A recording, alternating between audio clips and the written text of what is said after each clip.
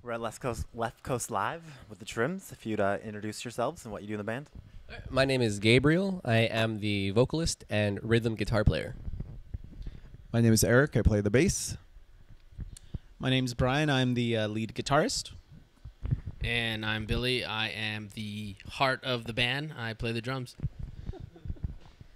When I was watching your set, which is pretty good, it seemed like you guys had a pretty substantial crowd response. Is that typical for when you're playing shows now, with the help of Line of 105 and all that exposure? Yeah. What usually ends up happening is that the first few songs of the set, people are kind of just staring at us like blankly, and then after that they start getting louder. So it's actually been that way since the very beginning. But definitely with the help of SaveAlternative and Live 105 and all that, crowds are getting bigger and responses are getting louder. Add to that. What was it like playing on the Live 105 when you won that contest on that stage? Oh, it was great. Yeah, the show at the Rickshaw in San Francisco was great, and the crowd really responded well. And yeah, a few minutes after we played, we found out we won, and then BFD was just a blast. We had a great time and played really well. And did you play on the main exciting. stage, the big stage? We played on the local band stage where they had all the local bands. It was kind of cool because when we were the first band to play, and when we got up there and played, there was no other band playing at all in the whole place. So people heard the music and started coming over to us, and we had a pretty big crowd for being the first band. I think we played at 11 o'clock in the morning. That's really early. But it was pretty cool. I think a lot of people dug it, and we got some good shots and some good video out of it, too. We had the whole shoreline for ourselves. Yeah, pretty much. We're the only band playing, so. I think the taco trucks had a good crowd, too, but I think we were a little bit better. I've always been, when I was a little kid, just one big shows, just wanting to be that dude that hits the bass drum. You know, so you just hear it going throughout the whole stadium or something. Yeah. You just released a record, We Cried for Fun, in February. And then also you're recording a new EP that's coming out pretty soon. I think you said October 28th, maybe, was what you said on stage? 29th. 29th? We're releasing it. Yeah, that's our CD release show. So hopefully we're getting Where's the release show? Details? It's going to be at the Old Wagon Saloon. And I guess Save Alternative is going to be involved with that too. So it's going to be like a Halloween show. So everyone's going to dress up, and Save Alternative, I know, is going to be involved with that. So it's going to be pretty awesome. We're going to have Vulture Smile. They're going to be opening up for us. So we played a wagon show in July, and it went really well. So we're looking forward to that. I didn't know they did shows there. Is that a new thing of theirs? Yeah, they have some bands usually there, but there's the guy Jason there. He's really cool, and he wanted us back right away. But we were like, you know what?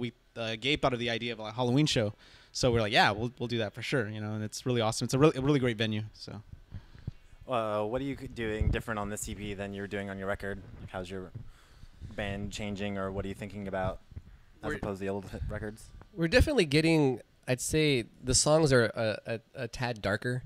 And a lot more musical, atmospheric, more emotion in these songs, and they're actually getting a little bit longer. Our songs are pretty notorious for being, 3 minutes, 3.25 minutes, and these ones are pushing, past 4. Are you not caring about the radio kind of thing, and just is that for the longer songs, or? Well, of course, radio is always a good thing. We do kind of care about that, but we just naturally try to write songs with hooks.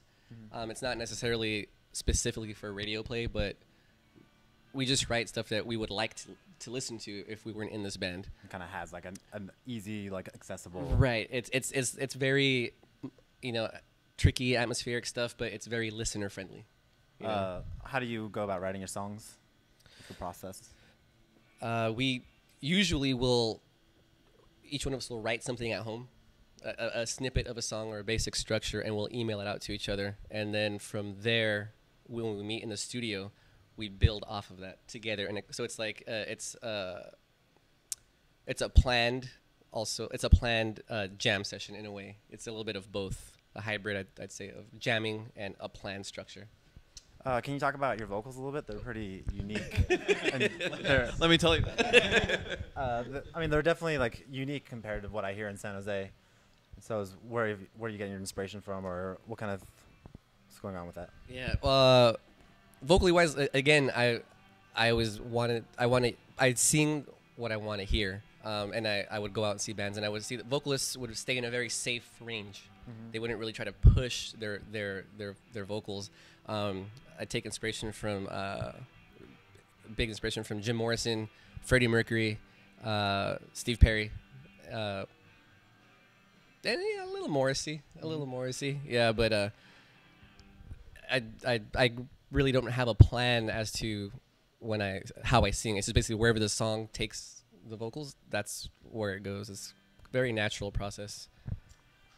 Who are you all here to see outside of obviously playing the show? I'm here to see the Postellis. What do they sound like?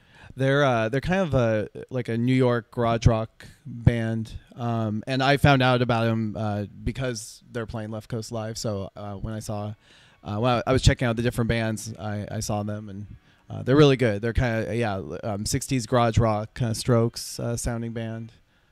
They got some good videos online they've posted. Yeah. What are you all listening to locally and nationally or worldly? Oh wow, that's a good question. Locally, yeah, Bell Thieves are a band that actually opened for us at the Wagon, and we met them through a Save Alternative event, and Thomas, with the singer, and we really dig them. I don't know. Recently, it's funny because like when you start as a band, you're going to shows, and that inspires you to start your own band. But then I think recently we just, like Gabe was saying, we play what we want to hear. You know, like we draw inspiration. Like as a guitarist, like I draw inspiration from U2, Interpol, like a lot of stuff. But when I'm playing, I don't think of those bands. It just comes out because that's what I want to hear. But I mean, pretty much any bands. Yeah, I mean, I think it's just more what the sound is, and then a hook that goes along with it. So yeah.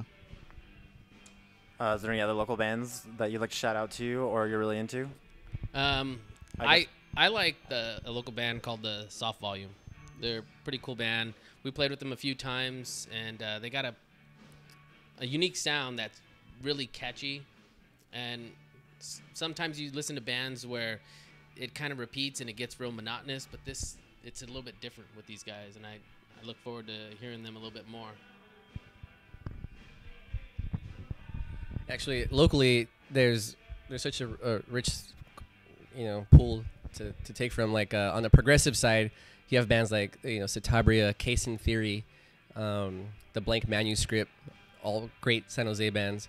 Then like indie sounding wise, you have the Bell Thieves, Vulture Smile, like he said, Soft Volume, and then on the more ska punk side, you have the Rivals and them Rude Boys.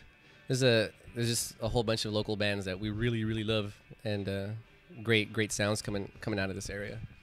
Can you talk about maybe what the local scene is for you, like where you're playing, and like the bands that you like to play with? I mean, you kind of already said some of that already, but definitely. But yeah, so I guess a lot of people say San Jose doesn't have a scene, but it kind of seems like there is a scene. That used to be true. Yeah, it's definitely. We think it's definitely picking up, and all the bands that were mentioned, we enjoy playing with, and have played shows with before in the past. And what do you think is changing in the San Jose scene to make their actual music scene instead of it being? I don't know. I think venues are getting a little better overall. It seems like there was a period. Good music coming out of San Jose, which is bringing out a crowd, and the venues are starting to get onto that and seeing that they can get a draw. Bands can get a draw in San Jose, so they're starting to help us out and let us get a show and let us promote it and giving us a place to play. I think it's working out. Yeah, and I want to give like a shout out to certain venues like Caravan or Johnny V's or even a Blank Club on Wednesdays, where they just give bands that, I mean, they pretty much don't know how they sound and they give them a shot. I mean, that's how we started. I mean, I never was involved in the scene, but I mean, now being a part of it, you're like, oh, I know there's a scene.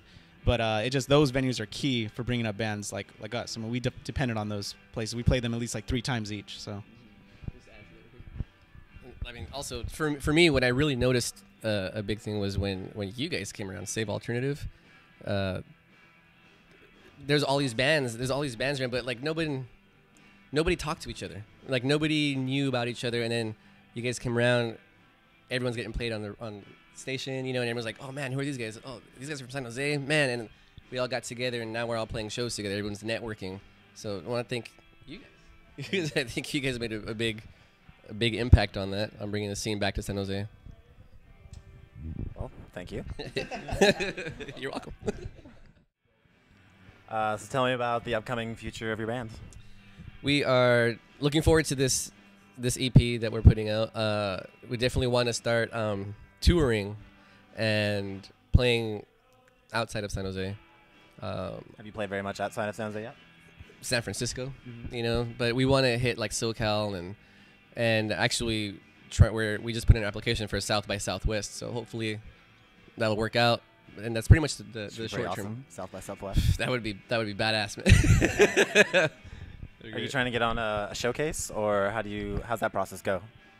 We're just trying to get in wherever it'll take us, really. Yeah. We filled out the app, and Any band can just fill out the app if they want to. Is that how yeah, that works? it's basically you have to have a Sonic Bids account, and then you fill out the application, you submit a electronic press kit, and then they basically tell you if you're in or if you're out. They have to accept you. So hopefully we'll get accepted and get to play it. That'd be a dream come true.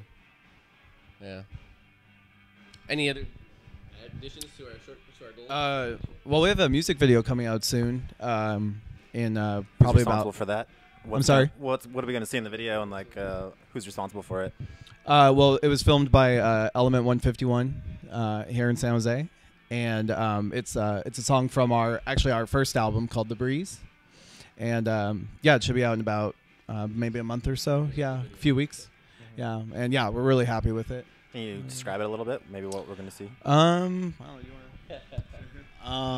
Without giving too much away, it was shot here in San Jose. It's kind of a murder mystery, I guess I'll put it that way. And we're kind of us as the band members are kind of like an alibi, maybe, type of deal.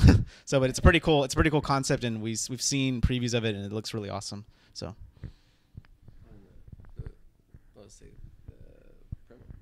Oh, and then CTA Productions are an up-and-coming San Jose company. They did our promo, which we're going to have on our site pretty soon. I was going to put it up there.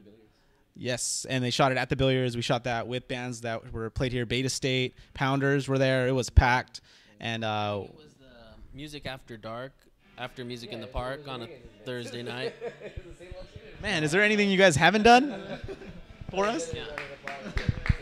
Yeah, I think you guys are single-handedly responsible for the scene now in San Jose. You asked that question for a reason.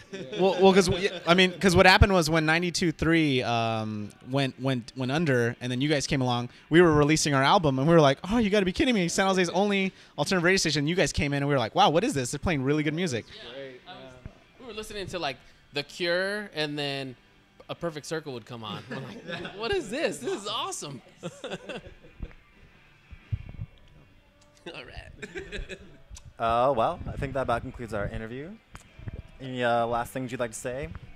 Just thank you to Save Alternative. Thank you to San Jose, my hometown. I think all of our hometown, and just iTunes, Facebook, of course, thetrims.net. You can get our album on iTunes, Rhapsody, Amazon, pretty much any digital distribution store. Just a big thank you from the bottom of our hearts to Save Alternative. Yeah, and I just wanted to say, you guys give local bands.